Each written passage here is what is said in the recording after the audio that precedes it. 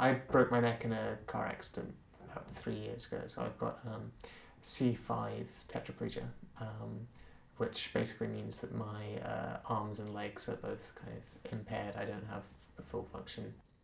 The accident actually happened 3 days after I got my offer from Merton, so there was some serious adjustment thinking we needed to do about that. But we got in contact with the college, and kind of straight away they said, you know, we still want you to come. You can tell us what we need to do to make this work, getting accommodation sorted, what kind of adaptations they would need to make, because it's obviously lots of very old buildings. We got it all sorted out in the end, and it's been really good. Technology-wise, obviously the doors are all automated.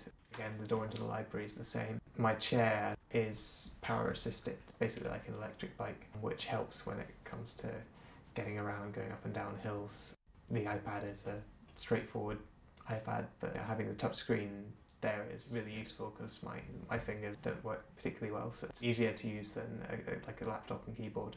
The curtains are automated as well, and for example, my bed is a profiling one, so that goes up and down, and nearly all of that has been kind of provided by the college, which is great.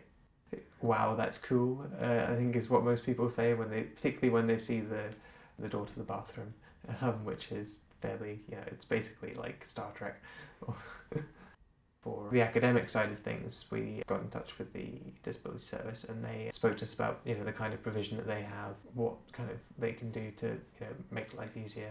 My left hand side is weaker than my right hand side, so I have to kind of compensate for that at times. But basically what it means from an academic point of view is that I can't write or handle books as easily as fully able people would be. And also, obviously, being in the wheelchair, that presents its own difficulties for getting around, particularly when there are cobbles and things like that. The disability services managed to make a lot of that easier than it might have been.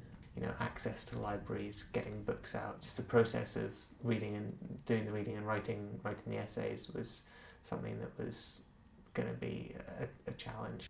Probably the biggest thing that the university does for me to help me is they send me, the Bodleian, there's the Alternative Resources Acquisition and Creation Unit at the Bodleian Library, which send me PDF copies of most of the readings that I need, which really helps me, so I don't have to worry about getting books out from the library and handling those, which is really helpful. After the accident, my mum says that one of the first things that I said to her, once we were through the kind of A&E and things, was, I'm still going to uni, I'm still leaving home, and I was determined that I wasn't going to let that spoil my plans. It was fantastic to kind of finally arrive and settle in. It's brilliant. I've kind of loved every minute of it since then.